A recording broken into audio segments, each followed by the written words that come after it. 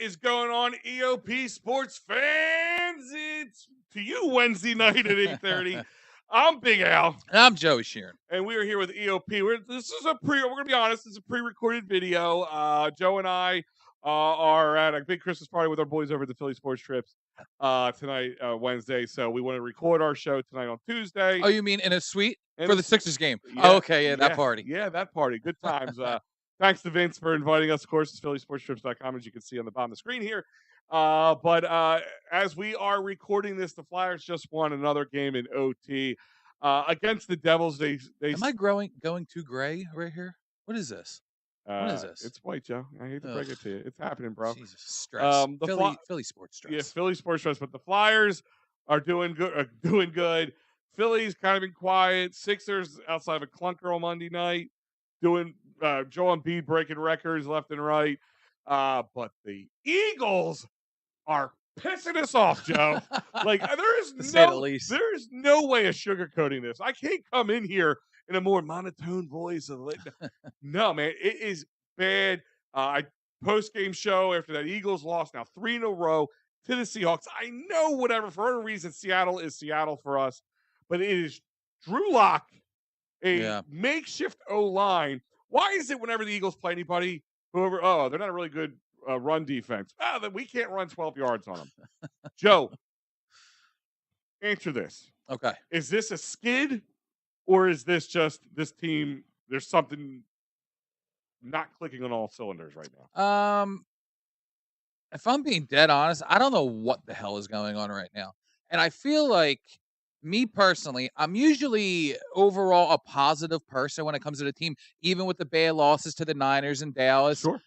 This was the straw that broke the camel's back for me, because I can't believe they went there. Listen, I know that they haven't won there in 15 years. I know that they're now 0-8 against Seattle since 2008, 0-4 recently, whatever it is. They lost to Drew Lock last night, a game where there was no Devin Witherspoon, there was no Jamal Adams. DK Metcalf had all catch, I believe. Yeah, it was significant. It was a big catch. Yeah. But basically, they contained this team. And the Eagles seemed like that they were in control, in the driver's seat for a majority of this game. And for whatever reason, they just continue to shoot themselves in the foot. I don't know. They have never, ever beaten Pete Carroll. Yeah. Ever. Doesn't matter on what side of the country you're on. They have never beat this man. Yeah, it's always. And with Drew Lock. Last night was Drew Lock's Super Bowl. Oh, yeah. I mean, he couldn't stop smiling.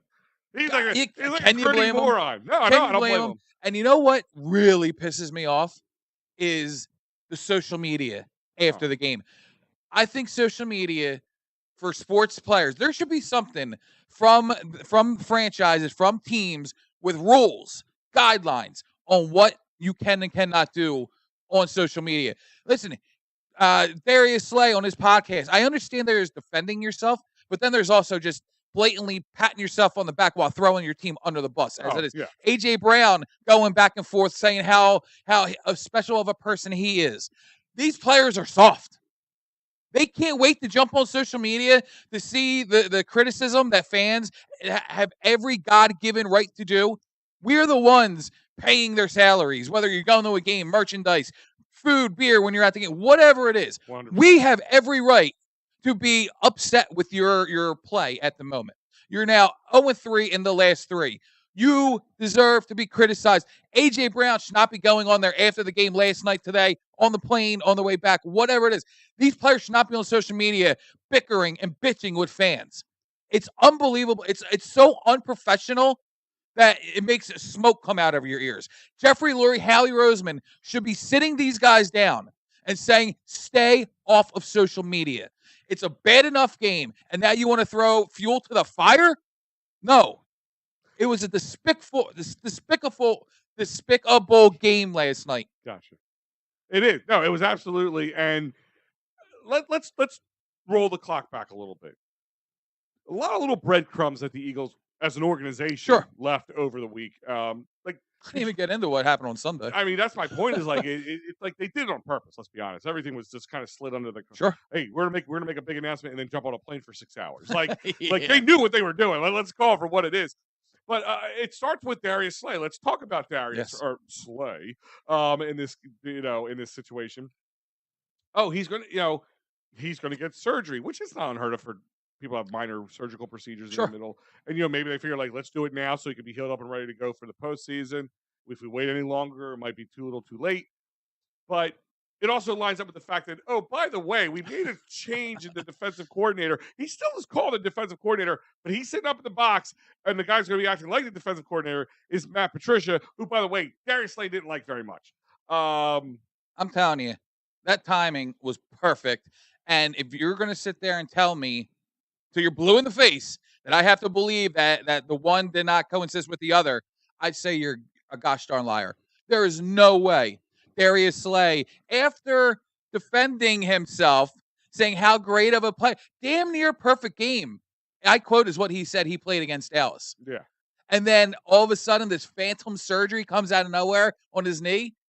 And then Patricia is named quasi defensive coordinator, however you want to label it. There's no way that one does not go with the other. Well, let me ask you that question. Like, I still have a lot of questions in this situation.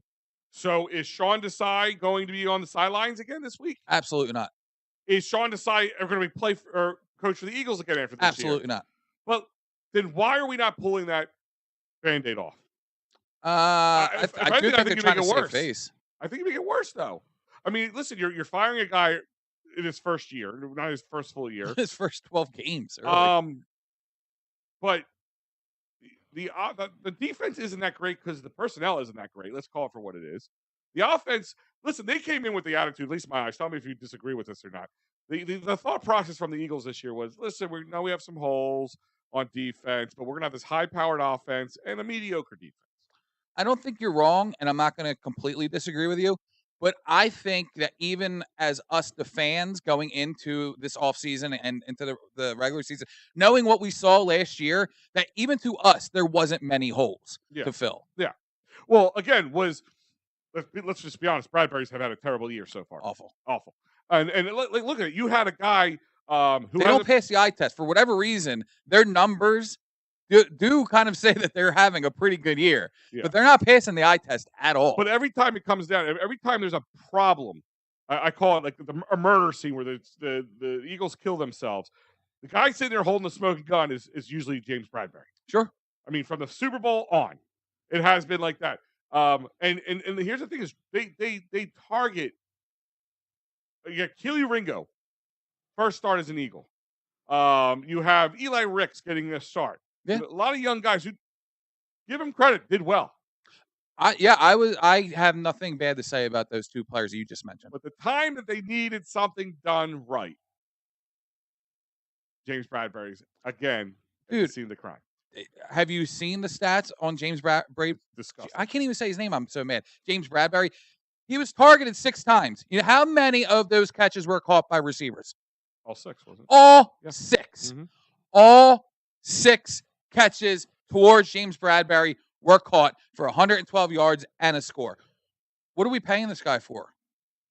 I mean, how can so many players regress so much in 6 months? I don't get it, man. Well, I mean, I don't want to say, don't tell me it's because of a new OC or DC or it's because of the HC. All the C's. I don't care. Do not tell me that this is on them. Players play. We have seen a regression on both sides of the ball. And yes, even Jalen Hurts. Why is he throwing the ball? Why are they throwing bombs last night? When all they had to do was a check down Gainwell for 14, 20 yards, get the field goal, tie the game up, going in overtime. No, they want to play hero ball. Now, again, okay, let's talk about just that moment, that last moment. Love picks the ball off, game over. They throw it down the sideline. A double I think he was out of bounds, really. Who? Julian Love on that interception. Whatever. They reviewed it. They upheld the game. No, I know. But they throw it in double coverage to A.J. Brown. Now, listen, you always want to get the ball to your guy, your best guy. That makes sense. Sure. But not, like you said, we needed 12 yards, 10 yards to get it within a decent range of a foot for Elliott. There was guys open. They could have went there, and they had enough time to do it a couple times. They had 2 timeouts left. But no, they decided to play hero ball. So is Joe, in your heart of hearts, like you're not in the locker room, you're not in the huddle, but what do you believe? Do you believe that Brian Johnson called that play, or do you believe that they called a play where that may have been his second or third progression, and he was just, I'm going there? I think the play was called, and I think AJ Brown said it himself on social media that he is the first read. And Jalen Hurts, for whatever reason, is not making those multiple reads. He is going with option A, and that's it. And our beloved Jason Kelsey on that false start. He comes out today and takes full, blame for it, which, okay, whatever. I don't Stand believe up he did guy. anything wrong, But whatever. what he says after that sends me psychotic. Is he goes, they've been warning me about that for years.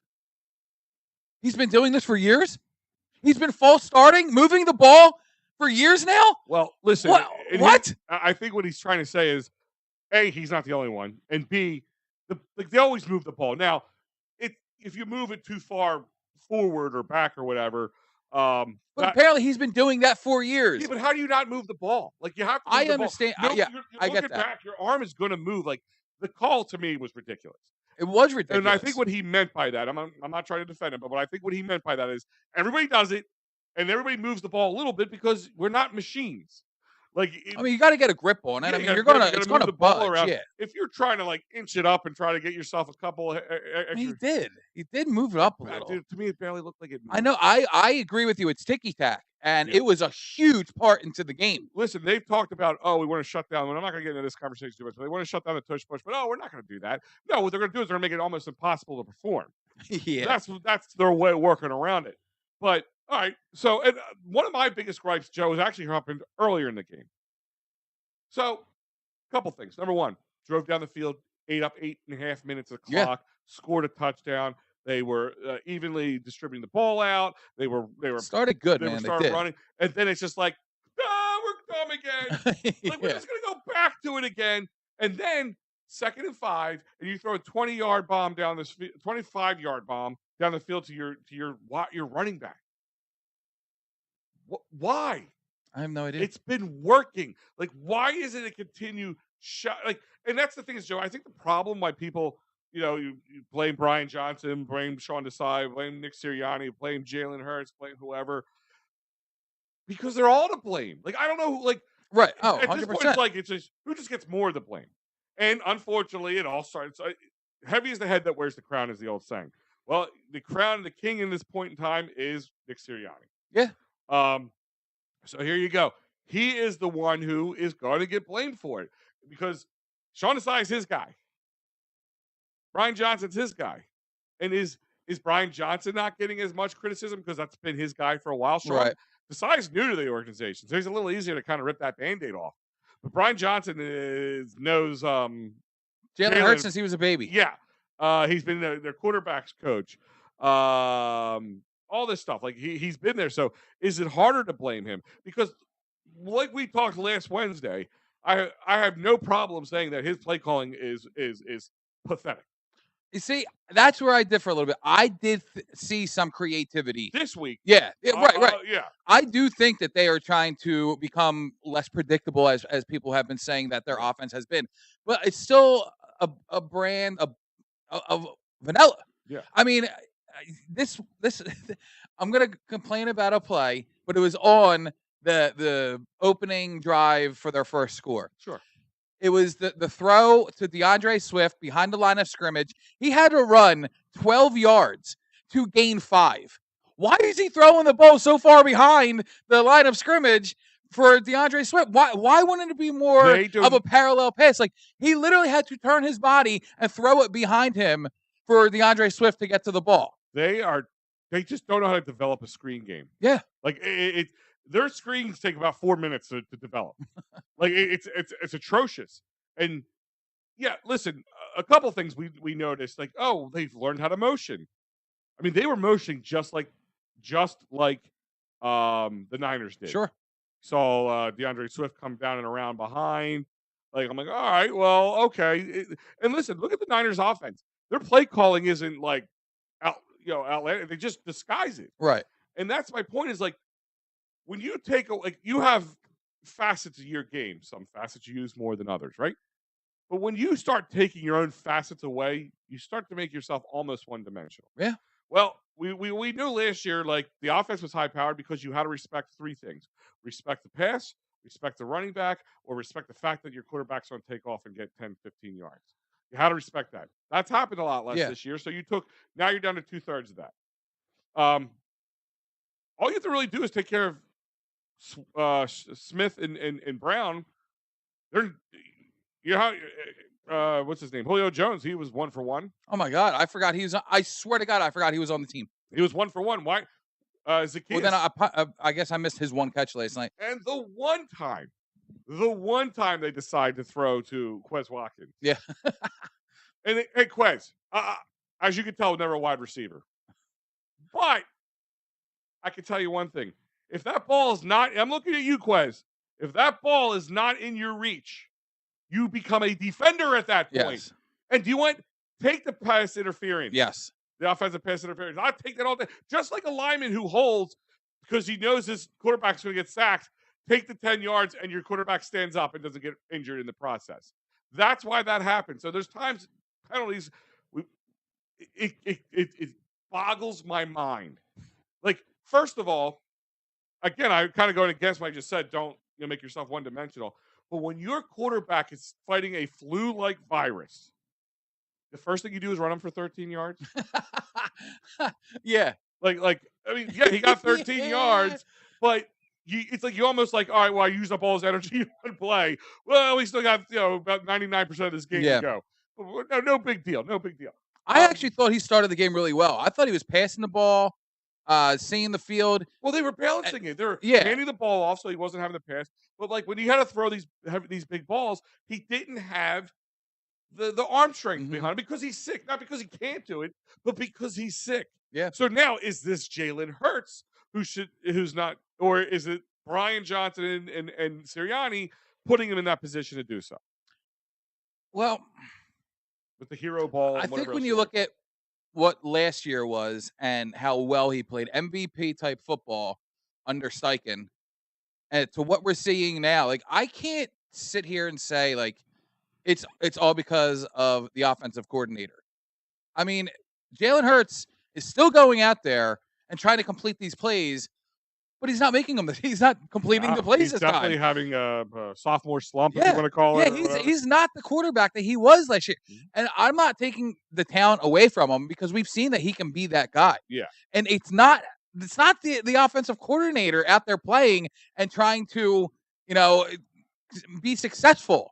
It's the player. Like, what has Jalen Hurts? What like, is it almost like, okay, he really tried last year to get the contract, and now that he has the big money, it's like, all right, let me, kind of sit back a little bit. Like, could that be it? I have no idea. Should it be? I really hope it's not. But it's the way it looks. I would say maybe more or less that he's having that. I just signed a big contract, bad year. Like, you've seen it a lot of times. Guys sign these big contracts. Oh, yeah. And, the pressure of said contract weighs on them. I think he could bounce back from this easily. Oh, me too. But I don't know if it's going to be this year, Joe. That's where I'm worried right now. I feel this is like a wasted opportunity. They were 10-1. The sky was the limit not too long ago. And now, okay, you lost to the Niners. Not in a great, in a bad way. Right, yeah. And then you lost to Dallas. All right, well, we'll get right. It's Seattle. They're not a great team. Oh, they're missing their starters. They're starting QB. They have a bad O-line. Our defensive line is going to eat. Joe, I feel like this year especially, every time a secondary Swiss cheese, we look like all pro cornerbacks and safeties. Or if the O-line is this makeshift O-line, they're handling the two biggest defensive linemen in the entire league like they're nothing. Like, it's just constant. Like, and for a while it felt like I used the hockey term puck luck.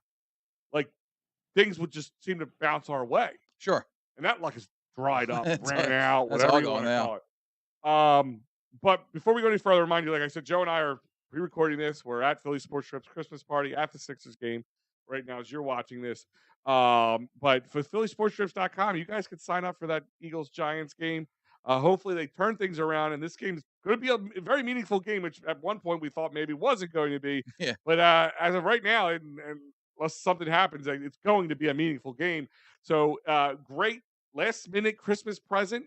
I mean, time's running out. You don't have to go anywhere. You go online and you sign up your favorite Eagles fan for it. Bing, bang, boom. It's inexpensive and a great atmosphere. Check it out. Maybe you want to give somebody a nice warm treat this spring training with PhillySportsTrips.com. They got a couple different things lined up for you there. If you want to head out to London, maybe if you really like your husband, like, really like him, you can set him up to UK. Now, part of it's sold out, but you can still get packages with them. Heck, they even have a Los Angeles trip for a Philly takeover for the Sixers. That and so much more at PhillySportsTrips.com. Tell them EoP sent you.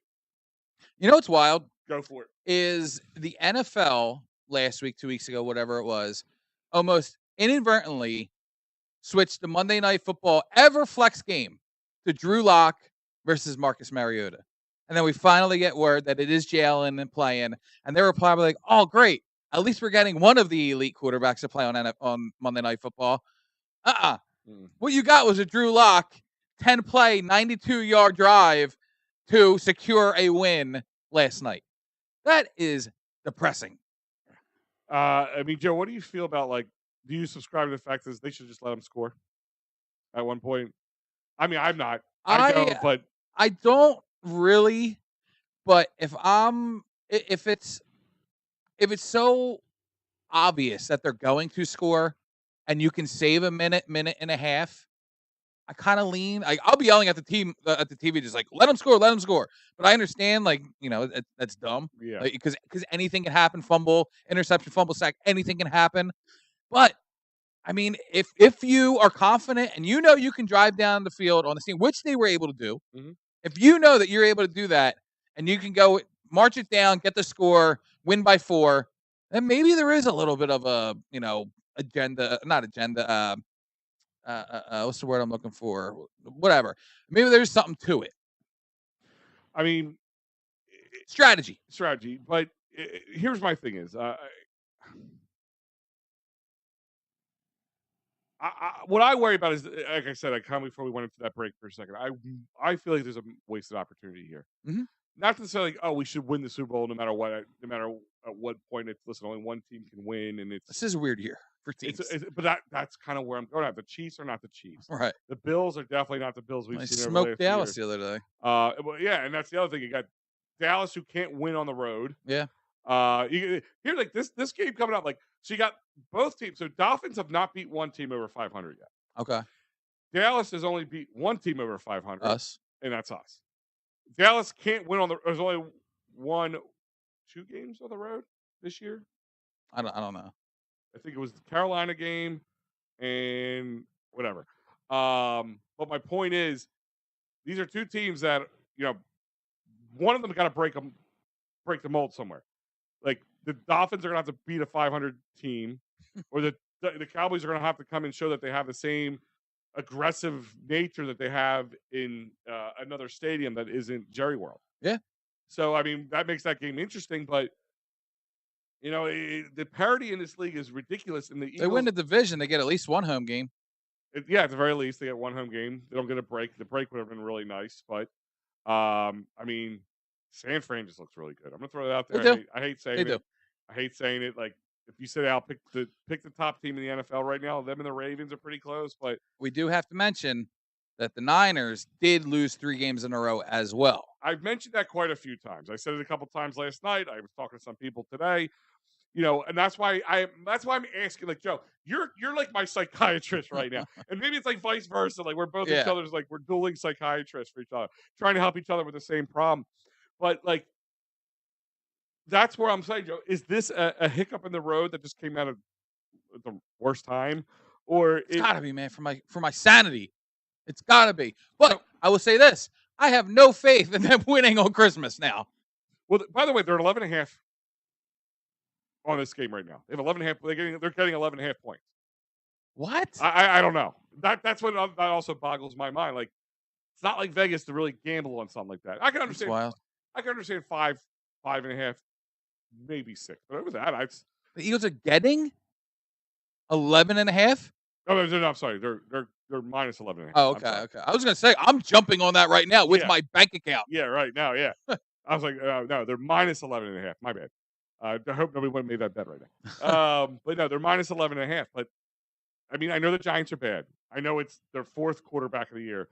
Yeah. Was it Tommy Cutlets or whatever? Tommy Cutlets. Sean Stiletto. I heard asking call him Tommy Donuts.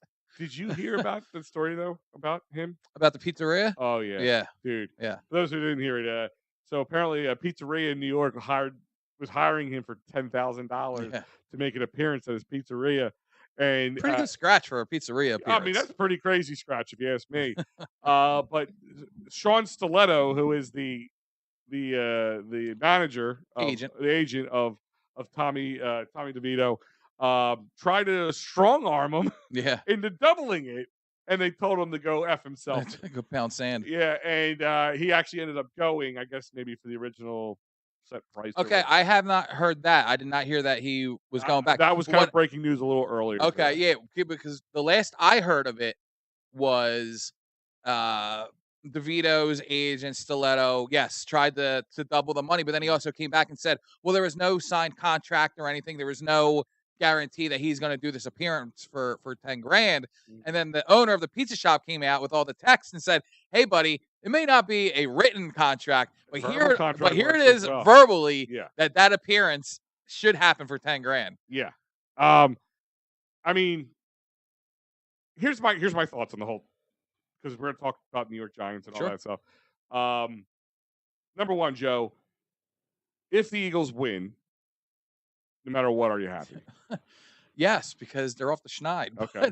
But again, if the Eagles win barely, how are you feeling about that? I really wish it wasn't on Christmas, so I don't cry. All right.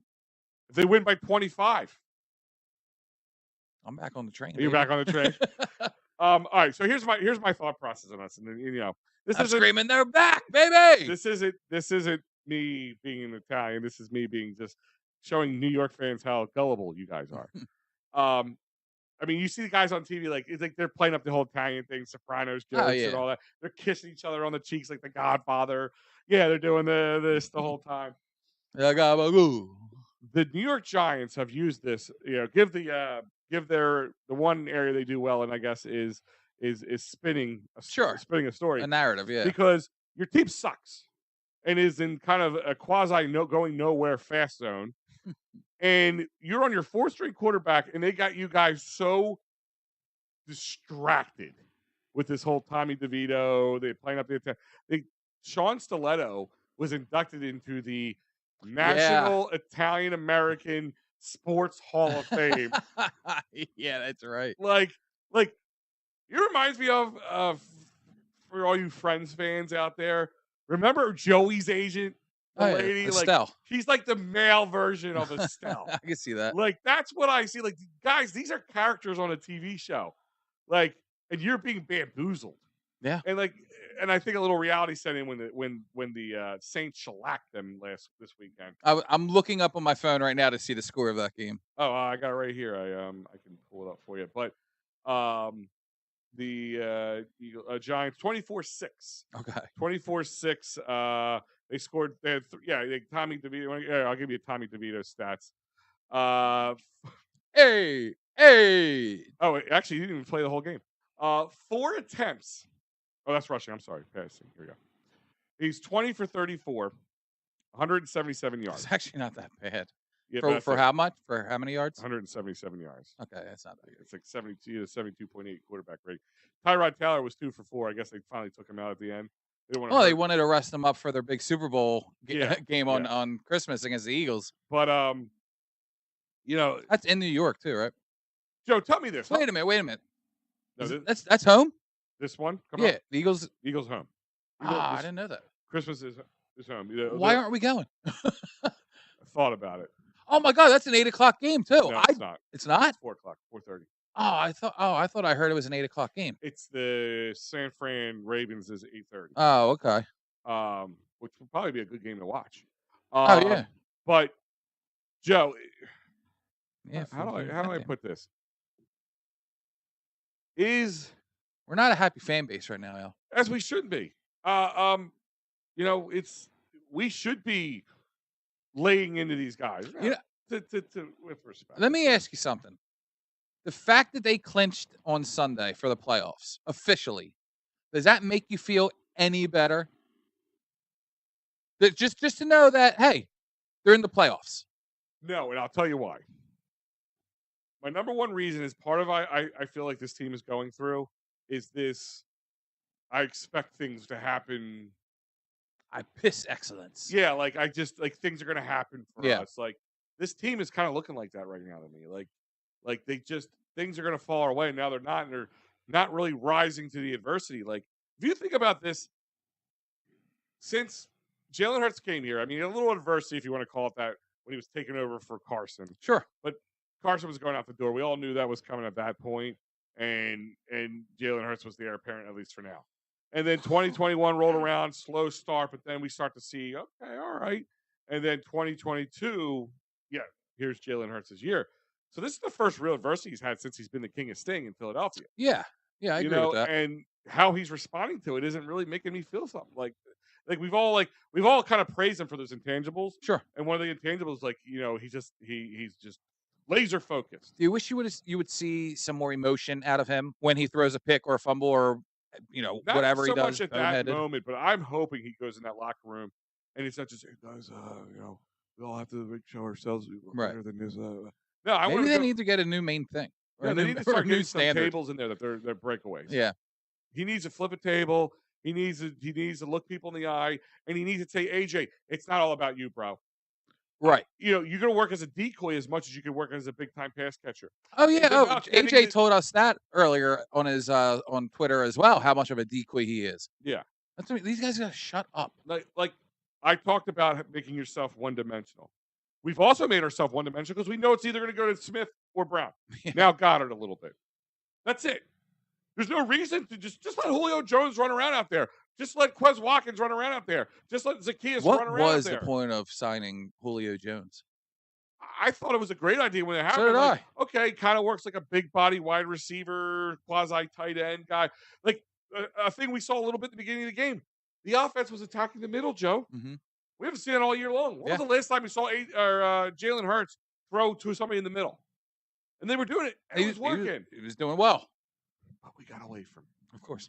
But kind of back to where you were asking, no, I mean, I this team is kind of got of arrogance, I guess is a good word to put about them. And I would have thought the Niners, okay, maybe not yet. The Cowboys, okay, was a little bit of a humbling moment.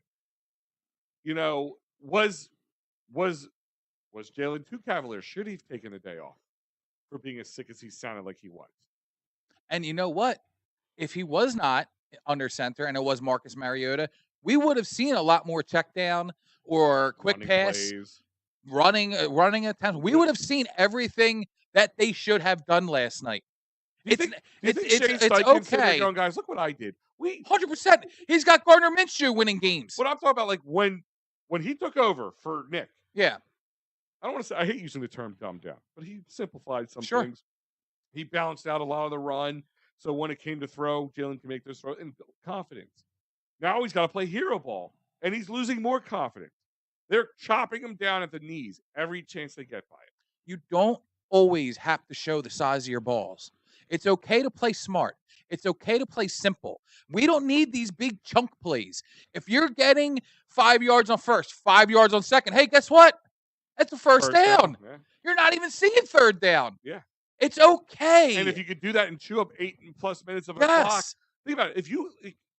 In all honesty, if you did that in your first two, you pretty much took off half the first half. 100%. 100%. And now, what was their opening drive? 12 plays or something? It was like 12 to 15 plays in 8.5 minutes. That's exactly what I was going to say. 12 to 15 plays. Yeah.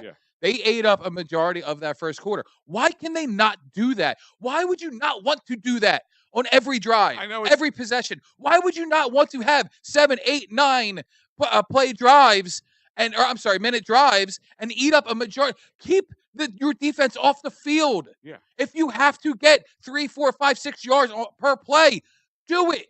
You don't have to throw it down the damn field all the time. I wonder, and tell me this might be like, listen, my conspiracy theories have been a little crazy lately. I don't know if it's just, Yeah, I don't know if it's the stress from me this too. I'm team, getting in my own head. like, but I wonder if a lot of the you people here are like, well, they're not winning by a lot, they're sneaking by. If they're trying to prove, look, we can blow teams out, Yeah. we can throw a big bomb and win a game. Like, I'm wondering if the fan base, the media, themselves, their their thought patterns are aiming that way instead of just drive and wear your team down and be in control in the entire time. Just be in control. I mean, listen, you have the tush push that's just almost automatic. Nick Sirianni says it's 1st and 9 every time. I texted you guys last night, Mhm. and I said, "Is anybody else kind of?" Or I said, "I'm me personally. I'm kind of over the tush push a little bit, like seeing it, Mhm. but it's very impressive how many yards they actually get from it." Yeah, I'm not. I am not annoyed of seeing it, Joe. I'm annoyed of every time it happens. We have to have a 15-minute conversation Yeah, about it. yeah, and that's kind of one of the Well, reasons why I'm over it. guys, they talked about shutting it down, but they've said no, they don't think it's good. We know, guys. We've been talking about this for the last year. Former Eagle Troy Vincent, who is employed by the NFL, has come out and said, "Well, they're not going to ban it Well, just because they he's don't like it." NFLPA. Is that an NFL employee or not? I would think so. He's got NFL in the title. Well, the NFLPA could be a separate organ. It's like a union. That's true. You're right. You're I right. wonder. Either way, he's involved It with the might be. It NFL. might be. I don't know. That's more of a question. But yeah, I mean, but then it's like we talk about, oh, they're so good at it. The team that does it the best. Is what do you want to call it? The tush push, the brotherly shove, or whatever else they've called it. Which they trademarked. Yeah, they did. They entered for the trademark for the tush push. But that's what annoys me about it more than that. It's that it has to just be this 15-minute long conversation, and they keep flashing back for it after 10 plays later. Like, okay, guys, we get it. And Joe, guess what? You can also go get is tickets at sherrystickets.com. Guys, I just said this about Philly sports trips. Sherry's Tickets works the same way. You don't have to leave your house to shop. You don't have to wait for a package to come in. You go online, find your favorite person, your Christmas present that keeps on giving. Get those tickets, sports, concerts, theaters, you name it. No hidden fees, great prices, and save yourself an additional 10% off, Joe, by using that great promo code. EoP10. That's right. EOP10 will save you additional 10% off sports, concerts, theaters. You don't have to be in the Philadelphia area. Go to sherrystickets.com. Save 10% off by using that great promo code. EoP10. That's right, EOP10. Check it out, sherrystickets.com. .com. .com. I have the best So cheesy silly. voice. Hey, you guys. No, but like, it's early. As we said, we're recording this on a Tuesday. Even if it wasn't, it's a Wednesday. What's funny is like we're always like, oh, well, it's Wednesday, and we're just talking about the Eagles now. People may be like, Eagles out. Well, here we are now talking about it on a Tuesday, but you still will not hear it until tomorrow night. Exactly. And Joe, so Jalen said some things post game. I actually have him here if you want me to cue him up. Yeah, let's take a listen. But he said, I'll give you this one. Accountability. Let's talk about him. Reality of it. It's the reality of it. Everybody has their role in it. I know it starts with me, and we gotta pick ourselves out of this. I ain't really too fond of the you practice the same habit, you're getting the same results, and we have to. Let's stop for there's more. But Sure. We practice. So is he trying to say that their practices are lackadaisical? Are we? Well, we did see their practice the other day, and it was Jalen Hurts just falling on the ground trying to secure the ball. Yeah, He took care of the fumbles for this week. Yeah, he didn't take care of turnovers overall, though. No, but I mean, is he taking a shot at his coach, saying like we're not practicing the right stuff, or is he saying that this team is very lackadaisical when they're you play like you practice, is the old saying. Well, it could be a little bit of a dig, but I mean, the way this week has gone, like it doesn't surprise me a bit because, I mean, just to go a little deeper into the Sean Desai stuff, like Kevin Byard, like I feel like some of the players went over his head to say, hey, we're going to do our own, tape reviewing, and then we'll come back and we'll collaborate with you on what we saw. Like, I feel like some of the players are going to like the management and being like, hey, this is what's going wrong, like what's wrong. So whether it's a defensive player going over the size head, talking to management, and then them trying to basically coordinate themselves. The fact that Jalen Hurts could be making a dig at which is odd, because the dig is at his family friend who has known him, who's basically like a brother and uncle to him growing Yeah, up. but if your brother and uncle's costing you in your That's career, right. I mean, sometimes you got to cut that loose. And maybe that is a problem, that they are too familiar and too Maybe- comfortable with each other. I remember you brought up with the old AJ Brown when they came here, that connection they Yeah. had, and we talked about it. And I said, and I talked to you. I said, could that be a counterproductive thing, because he might feel like he has to feed it more to AJ Brown or coddle AJ Brown. And even to that point, us seeing what AJ has said said to Jalen on the sidelines, maybe he feels like he can say that stuff to him on the sidelines because of their friendship. Yeah. Maybe it is. Maybe it shouldn't be. It should be more of a professional relationship, opposed to the best friend or godfather of their child. Yeah. Yeah. No, I mean, and I wonder if that's why Brian Johnson's had a little bit more rope, yeah, than Desai has had. Here, I'll play the rest. We have to make an internal change in how we attack things,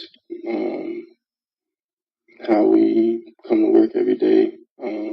It starts with the little things, how committed we are to doing what we're doing, and it all starts. Again, how committed we are. Is there guys on this team who aren't committed? Yeah. Is there guys on this team who are expecting, I saw that quote earlier, and even I was like, ooh, that's not a good look, by saying that you guys aren't committed enough. Like, what do you need? What do you need to commit yourself? What do you need to want to go out there and play a good brand of football? You're out there, you just got a big contract, you're making $250 million. Oh, I don't even know what it is at this point. You're out there and you're representing a brand, a team, a fan base, and you're saying you're not committed enough. And it's not only you, but it's possibly the entire team. Like, I feel like this team is not as close knit as they were last season. No, I feel like there is a lot of finger pointing and not enough looking in the mirror and saying, okay, what can I do better? Jalen Hurts says all the right things when it says accountability, it's on me, I got to play better. I understand that. And I think I'm not surprised that he's saying that. And I think part of it last year, they really didn't have any adversity, Joe. I mean, Jalen got hurt. He was out for a few weeks. They had that really bad loss to the Saints and all that stuff. Strength of schedule plays a big difference into it. Like, are they beating themselves up? Are they reading into some of the things that people are saying to them about, not being as good or putting teams away right away and all that stuff? But that commitment thing, that stuck with me when I first heard this. And again, this audio clip is brought to you by Al Thompson for Football Stories. Give him credit, because this is his. I don't want to. Oh, absolutely. Yeah, but he covers the game. So, I'm in Football Stories right now, looking at our full page ad. There you go. It's so if it's that's why I'm not as optimistic, Joe. Because of these things I've been hearing. I forgot that I even asked you that question. That's how far we are from that. Yeah, we've kind of all, full circle here. Yeah, I mean, and real quickly, my whole point of it is, like, I could care less. Like, okay, we made the playoffs. That's great. I mean, you played well enough in the first half of the season for it to come that way. But I think it does have something, like, the Eagles clinched before they even played. I'd rather have to win a game or two to earn that spot. Not to say that they haven't earned it. Yeah. Because obviously they have. They're in. Whatever. But I don't want the clinching to come from other teams' losses. I'd rather be on the winning side of things to make sure we clinch. And let's be honest, if they continue to roll, you're gonna have you're not gonna have a good taste in your mouth running into the playoffs. Right. You're gonna fall further down the list, and then you're gonna have to go to Dallas. And then you're gonna go play Dallas if they stay in that second spot. And then you're going to be in Jerry World playing Dallas. Oh. And then you're going to have if you have bad games against Giants or Arizona or both, it's just a rolling, poop rolling downhill, I mean, I have I PG'd it said for you. multiple times that the odds of like beating San Fran, the odds of beating them 3 times in a row, dating back to the NFC Championship, the odds weren't there. No. Now, I guess I have to look at the Dallas scenario as well. If you're going to see them in the playoffs, you beat them at home, you lost to them at their home. I mean, the odds of you beating them 3 times in a row, the odds aren't there either. No. But the odds of them, if you're playing them on the road versus in the state, Oh, 100%. in Philadelphia, is a bigger difference. Dallas is 2 different teams when they're playing at home and on the road. Yeah. Unfortunately. And that could be a big difference of moving on to and that means you're going to have to go through San Francisco. That means you're going to have to play both these teams again. Oh, yeah. Before you play the best team in the AFC if you want to go on to the Super road. Bowl. Both of them Yeah. on the road. On the road. If you keep falling down. Right. That's why winning these games. Like, I have never, Joe, to be honest with you, I'm not a style points guy. Mm-hmm. I mean, would it be nice to see him like wallop a team 40-0 and just watch him destroy somebody and not have to struggle? Sure. Sure. Absolutely.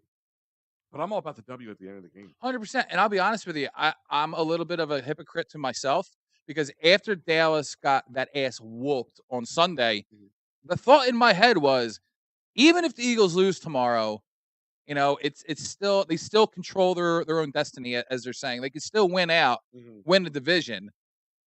And so I don't know, me having that thought and thinking back to that thought, I'm thinking, why am I so upset by last night's game? But I am. The loss on paper. It's not the loss that upsets it's you, not Joe. that. Yes, exactly. It's not the loss. It's the way. I guess it's the way they lost. It's not even just the way they lost. It's the attitude from the loss. It's the what we've just listened to, this cavalier team that just thinks things are going to fall into place for them. Yeah. Like I said, this organization from top to bottom has made a lot of mistakes. Shoring up some certain areas, allowing them, like, how do you hide that Darius Slay's, and why do you hide? Darius Slay's going to have surgery on Tuesday and you don't hear about it until Sunday. It was, yeah. These guys, guys like Jeff McClain and them live down at the Novacare. Well, no, Center. I mean, they played Dallas and then it was announced on Tuesday. But if he's having a knee issue, why is he playing in Dallas? Well, so why if there's a chance that he could injure that knee further. I don't think that was it. I think if he's coming back as clean as it is, this is what they call a clean out, Joe, most likely. So it's arthroscopic, so it's the tiny little cut. Sure. They're not going in and they're not sewing it up and reattaching or fixing a tear or anything. It could be like a floating fragment that they just can't get through and it's slowing him down. Maybe that's the reason he's quote unquote lost a step. So it's not unheard of to do a cleanup in the middle of the season, especially try to get it in before he'll be back and ready to go by the playoff time. Again, timing is just of the essence. No, it's not. It's just too perfect with the whole Matt Patricia thing. Let me ask you this question, Joe. And not to interrupt you, but when the news came out of the surgery, that could be very much the reason why they didn't say anything to Sunday, because all the theories were going to come out about Patricia versus Slay. Yeah, maybe. I mean, listen, they like I said, they announced it the minute before they walked on the floor. Yeah. Oh, 100%. So they wouldn't be available for hours to answer questions. Pretty much made themselves unavailable until at least after this game. Yeah. Yeah. But they still haven't committed to whatever. And I understand you're not going to commit to Matt Patricia as your DC. There's no way they can go back now. I agree with you, Joe. That I'm not disagreeing with. Yeah. But they're not doing it. You know what I'm saying? They're not. Yeah. They're not putting a ring on it. It'd be like, Joe, but you go to your wife, listen, we've had a bit of a rough patch, babe. I'm going to date a girl. Right. See how it works out. If the dates don't go that hot, I'll be back. Is that an option? Is that stuff we can do? Apparently, in the Eagles world, it is. You talk about the head, the emotional aspect of this game, and dealing with these egos and things like that. But what is Sean decide? I mean, you think it's just he doesn't deserve or not deserve, but I mean, this defense has a lot of missing parts. Yeah, I wonder if this is all not wanting to do the paperwork, so to speak, because they say he's going to stay on staff in some other type of role. So you can't really right. He's getting paid money. And they don't want to just give him money to walk. Right, exactly. But I also don't think that they can just be like, okay, you're fired as the DC, but now we're going to rehire you. I feel like it's just they just demote you. Right. But they're not going to be Keep able the to title. Keep the title because and you're the pay, because I don't think you could change that. right. Yeah. Oh The no, it's a contract. contract. Yeah, absolutely.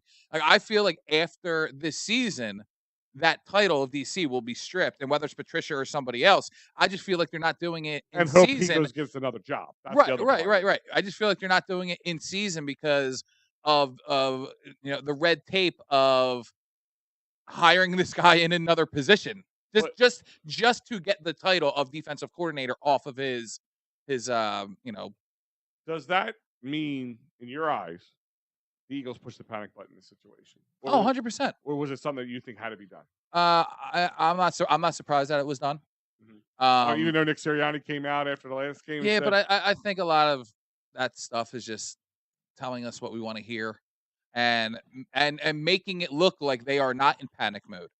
I mean, things are going on. Like he could have been saying that, and then the very next morning get a call in from Howie and Jeff, and they're like, "All right, hey." But this is what really makes me wonder is they're not just not doing this without having a conversation with Matt Patricia. Mm-hmm. So I wonder if that Tuesday or Wednesday or whatever it is, they call him in and they say, "Okay, from your eyes, what do you see that we are doing wrong? What could you do to right this ship?" Like he had to go in my opinion, and basically interview for this.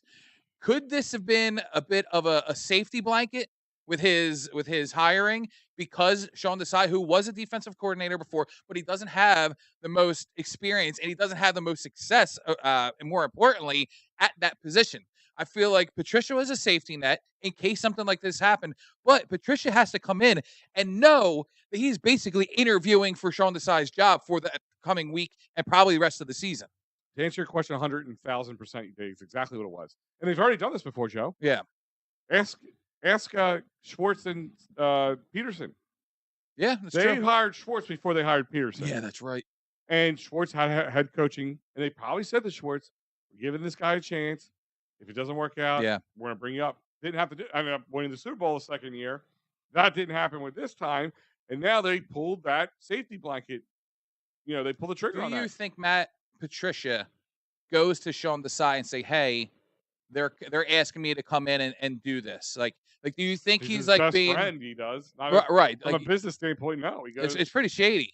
This thing could have been really shady. And by the way, did Matt Patricia lose like 150 pounds? He did slim down, yes. He looked great. Yeah. Not that that's here or there. I was shocked when I saw him. Look at it. It's almost the same thing in some ways. It's not a head coach this time. You brought in a DC who has a little DC experience. And you brought in a guy who does have DC and HC background, and he was your safety blanket. Yeah. I mean, why else do you bring him in? What else does he do? Well, you also did bring in Vic Fangio with Jonathan Gannon here. So, I mean, them having consultants, like, they do that. Oh, they had to have an OC by committee. Yeah. Still pisses me off. Yeah, I think that they were really, really butthurt with the whole Vic Fangio thing because, obviously... They wanted Vic. They wanted Vic, yeah. And if Jonathan Gannon, if he was even being considered for a head coaching position like he was, and, the tampering and all that, like, Jonathan Gannon really did that team dirty when it comes to their defensive coordinators, because Vic Fangio already committed to the Dolphins before Jonathan Gannon was Jonathan Gannon brought one of their guys with him that could have been his heir apparent, but he gave him the job in Arizona. Yeah. And the guy that wanted the job is in, where's he in? He's in Baltimore. And he's killing Denard, it. And he's killing it. Yeah, baby, yes. Yeah. But also, we say, all right, well, Brian Johnson was hired in-house. Mm. I mean, Denard would have been hired in-house, but now we're saying should Brian Johnson have been hired in-house? Should they have flipped it? Should they hired in-house exactly. for DC and hired outside for us? Do you bring Frank Reich in? I mean, it's a conversation people keep having. Oh, 100%. I wouldn't be opposed to it. Like you can't say that anything is off the table at this point. Sure. Because of what we just saw days ago. A defensive coordinator being demoted and the consultant that they hired to become the new, play caller. Mm-hmm. I mean, they're saying, oh, Desai's going up in the booth. But he's like, and that was the first report. He's going up in the booth That's what and I just kinda relaying. Yeah, Patricia's only relaying the plays to That's what the they green made it dot. sound like. But that's not like an hour later. It came out like, no, that's not the case. I thought maybe they were trying to give him a different vantage point, kind of like Quinn Yes. does with Yeah, yeah. Dallas, you know. Yeah. And I get it. Sometimes it's easier to look down the field than it is to stay on the sidelines. You know, like Probably got more eyes up there. like That, every time I'm coaching a little like the young kids, and I'm like, I have to go to one of my coaches. I'm like, you pay attention to the left side. I can't, you know, I Sure. barely see what's going on over there, and relay it back to me. Like, but I get that vantage point thing. But like, this is my thing. The whole thing, the way it leaked out, it just kept getting like worse and worse and worse and worse over time. I think that's because nobody knew exactly what the hell was going on. Do you blame the Eagles for not being more forthright with the information, or do you think they should play? I think the Eagles. I think this played out exactly the way the Eagles wanted it to. There was a bit of a Sunday travel smokescreen, and they can just push the news down the line, knowing that they have a game the next day. Nick will be in a post-game presser, so you don't want to. I mean, they have daily pressers as well. Yeah. So instead of them doing it on Tuesday or Wednesday, where Nick has to talk every single day leading up to the weekend, I mean, this way it's like, okay, news, game, answer your questions after the game. Like this is exactly how the Eagles wanted it to play out. Huh? Guys, sometimes things happen in life that you can't always control, and cherryinjurylaw.com is where we go. Dave Cherry will fight for your rights, workers' comp, motor vehicle, personal injury, criminal law. Cherryinjurylaw.com. Call Dave at 610-565-0300. Dave will fight for your rights in these life-altering moments. Cherryinjurylaw.com, or simply call him at 610-565-0300. Call Dave Cherry now. Let's just kind of change gears here. Sure. Some house cleaning. The Sixers picked the best time to blow a game against the Bulls, while the Eagles were blowing a game against the Seahawks. But overall, Maxey and him are just playing lights out. Like the whole team for the most part, except for last night. Yeah, I actually didn't think Embiid was going to play. They were saying that he had a little bit of a hamstring thing, and then he ended up playing. I mean, listen, they've been dominating teams. They have been playing so well, and I understand it's the talent that they're playing. Sure, but Joel Embiid in like 8 or 9 games this season has not even played in the fourth quarter. They're going to have games that they lose. That's the type of they only lost by 4. Yeah, 100%. Yeah. They only lost by 4. And I'll be honest with you, I was like, all right, this is awesome. We're going to get some Sixers, some basketball pregame before the Eagles. And then I was like 5 minutes into watching. I was like, you know what? I was like, this is football night. I was like, I can watch the Sixers, Wednesday when we're at the game. And then I was flipping back and forth. And then I saw the final score and I was like, well, all right, lost by 4. Doesn't really matter.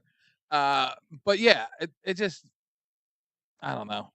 Like, Sixers are good, man. Sixers are really good. I mean, listen, it's only December. And they're fun. See, that's the key word there. They are fun.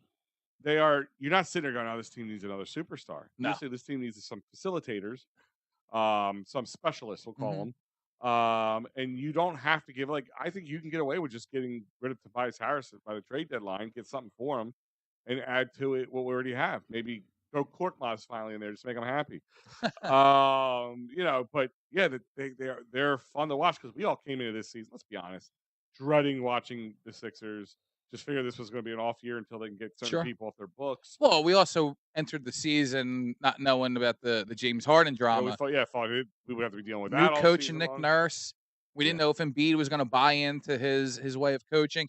When I'm telling you right now, it looks like Embiid is full steam ahead with Nick Nurse's style of play. He's already, this time last year versus this time now, is way better than he won the MVP last year. This is prime Embiid. Oh, yeah, this is the best we've seen. I mean, if this continues all year, this should be a no doubt slam dunk MVP back-to-back year for him. Scoring champ again. Yeah, without a doubt. 100%. They get their first really tough opponent on Wednesday tonight. Yeah. Matter when, of course, when you're watching this. And let's see how he does. Let's like I said, best kind of load management is the one where they don't have to, you don't have to not let him play. Let him get his 40 points and take a quarter off. He looks Embiid. He just looks more in shape. He looks more comfortable. To be honest with you, he's having fun. Yeah, I think it felt like it was a draw on him. Like we were talking about a little earlier with people beating down on him and everything. Like, I think with James Gunn, maybe with this little bit cavalier attitude we had going into the Sixers season, even after James left, like you're like, I'm bringing some guys, what it is. But I'm sorry. I'm just looking at the line is now 12.5, minus 12.5 for the Eagles. That's Yeah, crazy. I wonder if like Nick Nurse just went to Embiid at one point. It was like, listen, this is the cheat code for us. You're gonna go out there and you're gonna play your tail off, and you're gonna put up all these numbers. You're already better, looking better at the assists. You're grabbing more rebounds, and then you get to take the fourth quarter off every single game. That's an incentive. If I'm Embiid, Yeah. I'm going, hell yeah. And you keep him in better shape because he's not missing game after game. Where he gets in this shape or this routine, and then you're playing a little bit more back-to-back games in the playoffs, and then you get to that third or fourth game, and you're a little like, I need a break now. You know what? I'm looking at this, not to change the subject, but minus 12.5. I might take the Giants because I am a mush.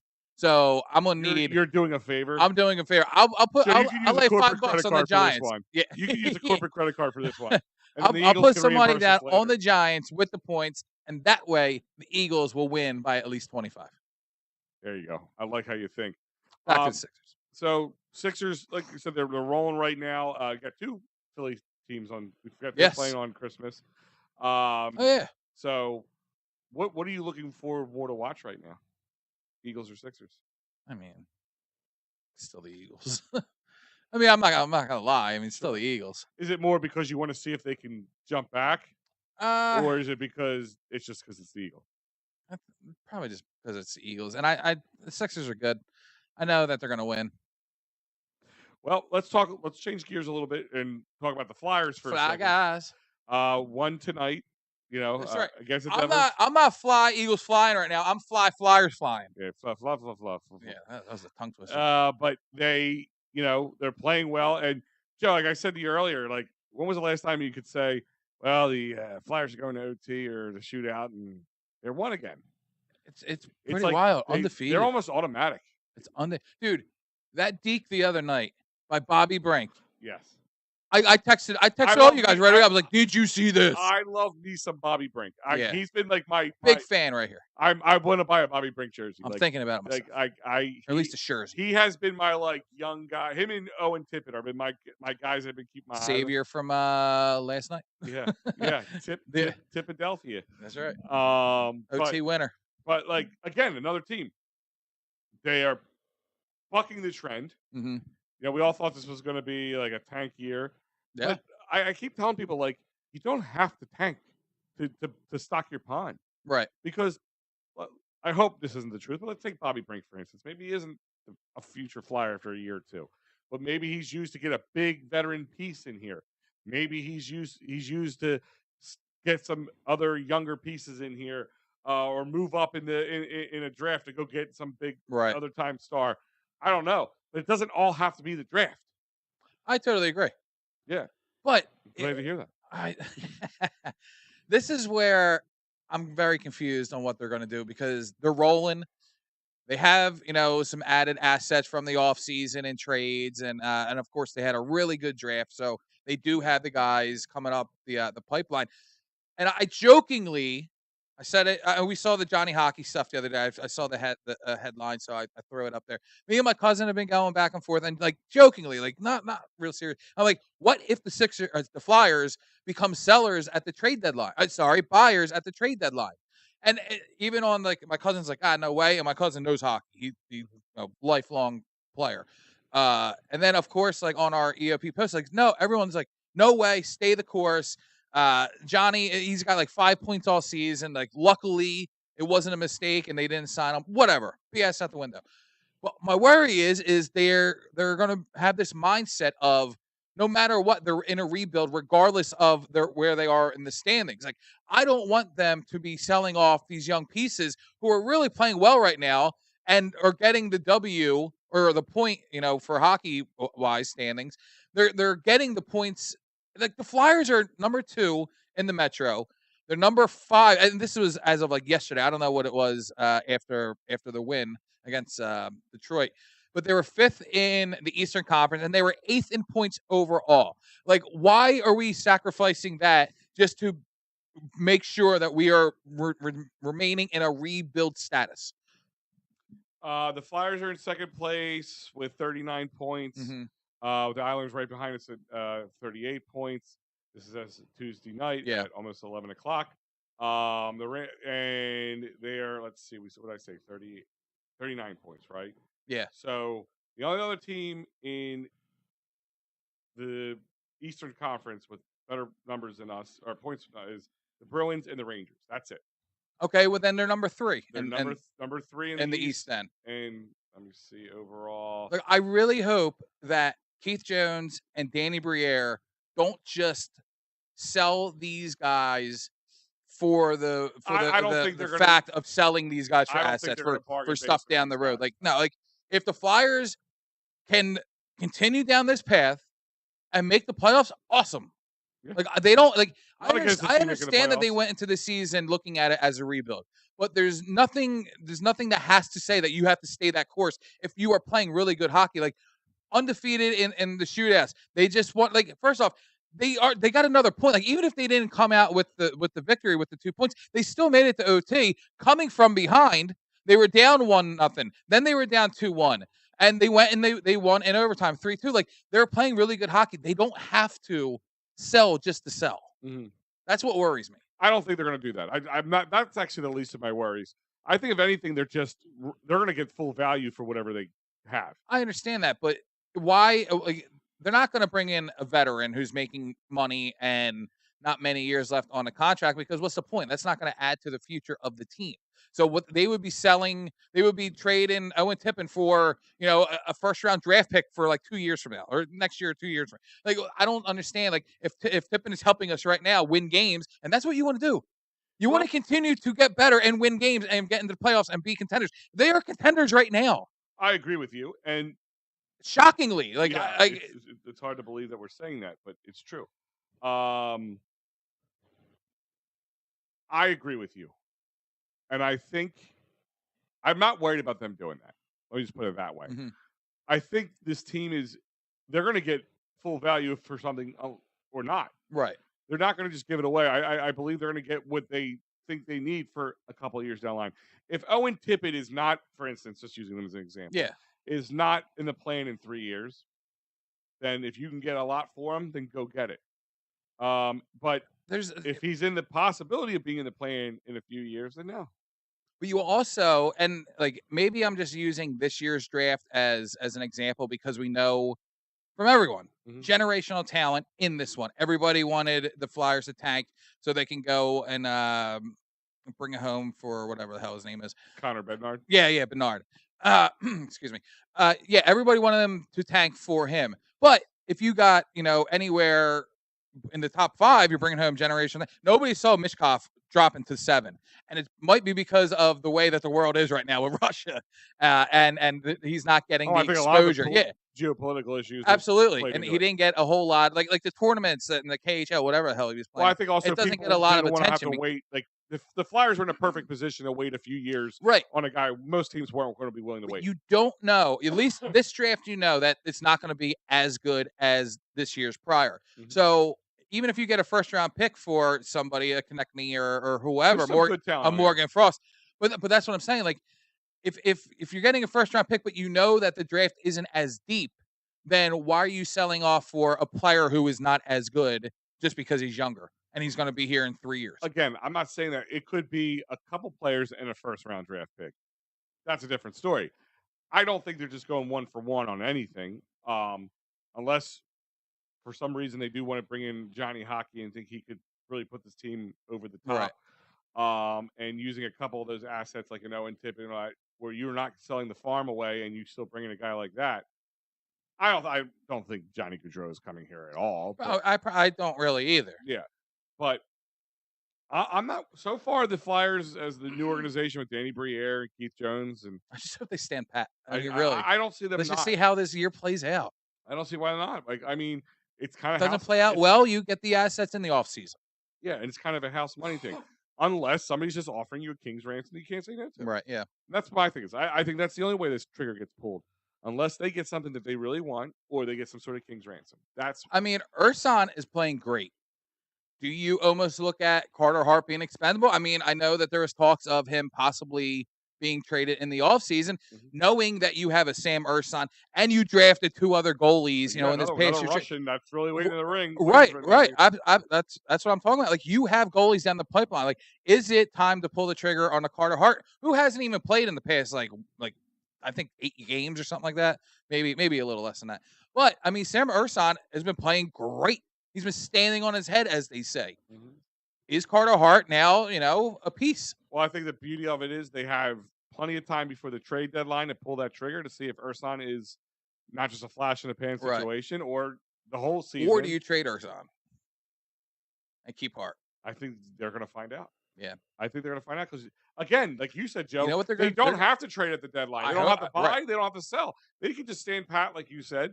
They're going to do something to piss me off because of how much I am enjoying watching them right now. I don't know why I'm not as worried about it. Now, if somebody else was in the in the waiting, I think they would do that. Chuck Fletcher's there, Hextall's there. Yeah, I'm waiting for them to piss me off. Bobby Clark. Yeah, Bobby Clark too. Yeah, I'm waiting for them to piss me off. These guys, there's no rush. Yeah, like really, like that has been like the one thing I think that Briere and Jones and the organization has built in. Like, our jobs aren't on the line. This team is already pretty much close to rock bottom as it is. Sure. So let's get what we can get out of the most of what we have and start stocking the pond, and we can just let things kind of fall in our place now because we're the hot commodity now. We're going to be the guys with the hot young players that are going to be that could be missing pieces to a team that's about to make a Stanley Cup run. And then if you want them, it's going to cost you. Right. So that's why I don't think they're going to just bargain basement some guys or just sell for the sake of selling. I mean, to be honest, you're probably right. But I don't – I mean, Keith Jones, new president, year 1. Danny Briere gets the official title of GM. He was interim last year. Finally, nobody. I don't even think they saw this coming. They probably thought, okay, we're gonna see where the puck falls. We're gonna see where we are at the trade deadline. I don't think that they really thought that they were going to be considered contenders, and that's exactly what Carter Hart came out and said. I forget how long ago it was, but he says they're out there playing for each other because everybody wants them to lose. Yeah. So they're out there saying, you know what? We're not going to fall to that. And that's where things could change if expectations become cup contenders. Yeah. I think this year people were just figuring like, I want to, like, my thought was just, I was excited to watch the games to see growth in some of these guys. Like, who's going to be future Flyers and who's going to be future out the doors. I mean, you finally have Couturier back and healthy. You got Konechny playing really well. You got Morgan Frost finally up here contributing. This is what we've been waiting for. Yeah, we didn't know what we were going to get from the Giroux trade. Owen Tippett has been right. Definitely this is exactly what we've been waiting for. And they already started the rebuild with the trades in the offseason. So they do have stuff coming up that they can use when it comes to making a trade in the offseason or bettering their possession in the draft. Yeah. Like I said, I think this team is definitely a playoff contender. Cup contender is a different story. I mean, sure. But I would love to see some of these guys get some playoff experience. And this is the beauty of a team that there's no expectations for. It's easy to rise above. Well, it's almost kind of like the Eagles of last year. There were zero expectations, and then they go to the Super Bowl. 2017 was kind of the same way for the Eagles. We didn't go in there with Super Bowl aspirations. Well, you're right. You are right. We went in there thinking like this team's going to we definitely didn't when Carson went down. Yeah. And then, after that, we're like, oh, shot in the foot on that one. Why, God, why? Oh, I remember being LAX. Oh, yeah, you were at the game in LA. I was just like, dude, I've always said, like, I've never seen a win look like a funeral, like, to do that day. But no, I think that this organization, the Flyers, of course, organization has looked at it and said, listen, man, like, where's our advantage right now? All right, this team has been hot garbage for about 5 years now, since the bubble. Yeah. They really, they had a little surge. I forgot all about that. So time is my friend. Time is our best friend. Like, that's what got us a Mitch Koff Mhm. because I don't think anybody was willing to wait 3 or so years True. for him to come up. They wanted They're somebody. even talking that he might come earlier too. Well, there's a possibility, but my point is like that's what had him fall to us. Mhm. And the Flyers like we're the best. We're going to get the number 2 probably consensus player in this draft, and who is borderline probably a I don't want to say generational talent, but close to it. He's not Connor Bednar, but he was a damn close number 2 to him. Yeah. Oh, Um, absolutely. A lot of people say that he was number 2. Yeah, And they somehow said if he- they had more tape on him, he might have been closer to a 1A or Yeah. a 1B or whatever. So all that plays into it.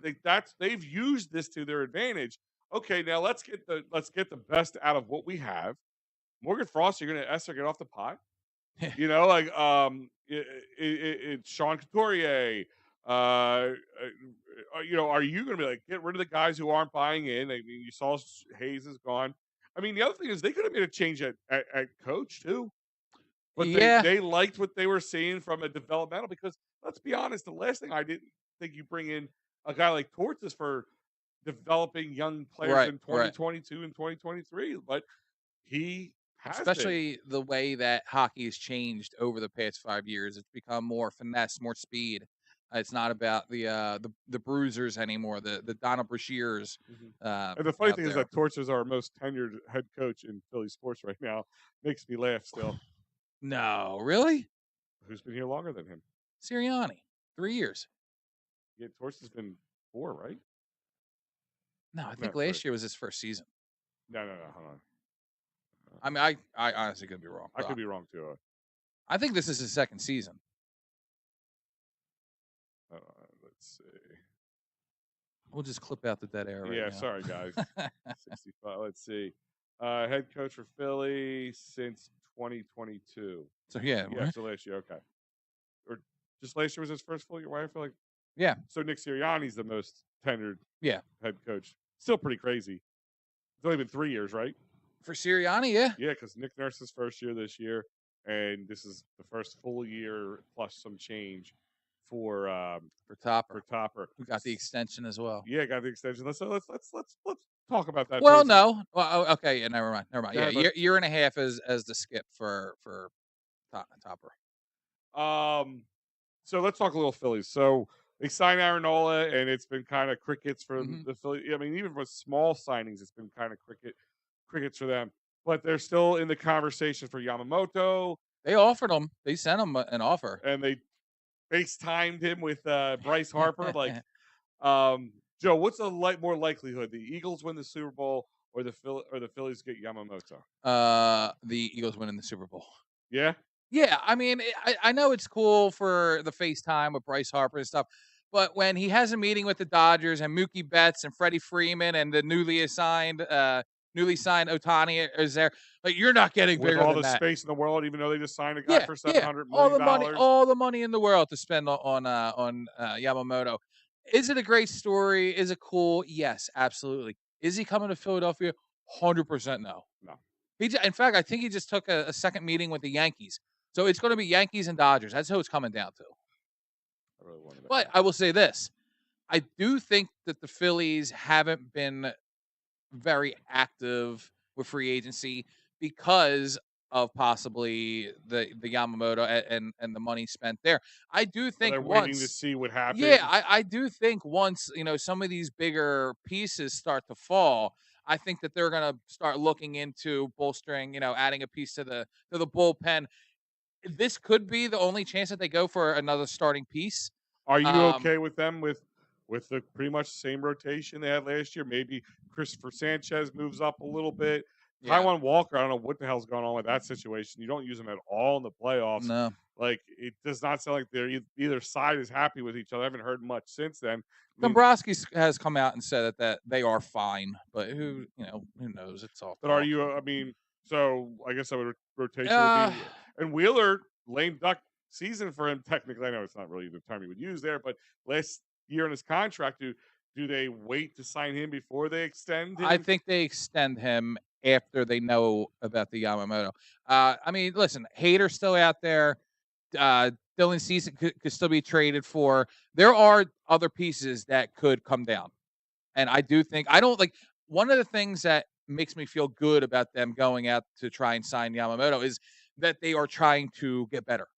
Is they are willing to go out there and give the big money to, hopefully this guy is the next Ohtani when it comes to pitching. Like they're willing to do it, and the fact that they're aggressive in it makes me feel good because I know that they aren't not happy with it. They're not dead set on going into next season with what's on paper right now. I was going to say, like, looking at the lineup towards the end of the season last year, do you see it being any drastically different? They need to get a left fielder. I think that they have to make a decision on right field. Well, what about, do they run with that outfield that they have right now? So who plays left field? Pachi and Marsh? Yeah. If that's the case, I mean, Marsh, I think, earned a little bit with his bat definitely warming up. Yeah, he had a nice season at the plate. Pachi was on the IL twice. Yeah, I think he didn't play a lot. At best right now. Yeah, Rojas. I've said this before. I'm not willing to wait 3 years for Rojas for his bat speed. I don't think it's going to take 3 years personally. To be honest with you, I think they're in win now. I mean, listen, they went out and got Trey Turner. They signed Castellanos and Schwarber in the same offseason. Before that, they got Wheeler and Bryce. I mean, they are full steam ahead on winning right now. I'm not willing to wait for Rojas. Is he a good defender? Yeah, but I'm telling you, if he had a little bit more pop in his bat, those playoffs could have ended completely different. Agreed. I'm not disagreeing with that at all. He's batting like 71. So we got Nick till 2026 through 2026. Mm-hmm. And then that means, so he signed a 5-year and Schwarber signed a 4-year. Correct. So this is 2025 will be Schwarber's last year. Yeah. So he has 2 more years, including this year. This is their window. Do they make a big change and trade one of those guys or anything? I really don't think so. Okay. I think maybe their contracts may be too big, but also I don't think they would get the return that they wanted unless it was for a really good starting rotation guy. Mm-hmm. I think that they need to be worried about their bats in the outfield. Like I just mentioned, Rojas. I know Marsh has some hot streaks. Pachi has to stay healthy. Nick goes on streaks. They gotta have more consistent batting out of their outfield. They need to, if you're going to do anything, if you're going to work with a Johan Rojas, you know what? Teach the guy just to hit singles and doubles. I'd be fine with First part, he's got the speed to stretch him out. He does. And second of all, what's he going to do? Bunt every that was every the Achilles heel to this Phillies. And I was doing the post game last night with Matty B. Did a decent comparison. Like, this Eagles team looked like the Phillies in the game 6 and 7, especially game 7. Of the NLCS. I think about those games every day. I know, but think about it. Everything looks like they're home run or nothing, and that's how the Eagles were playing last night, especially, but over the last couple of games. And like small ball, do perfect. They need to change perfect their way philosophy. Small, yeah. I never even thought of that, like baseball to football. Yeah, how I'm sitting here screaming that you don't have to throw the ball.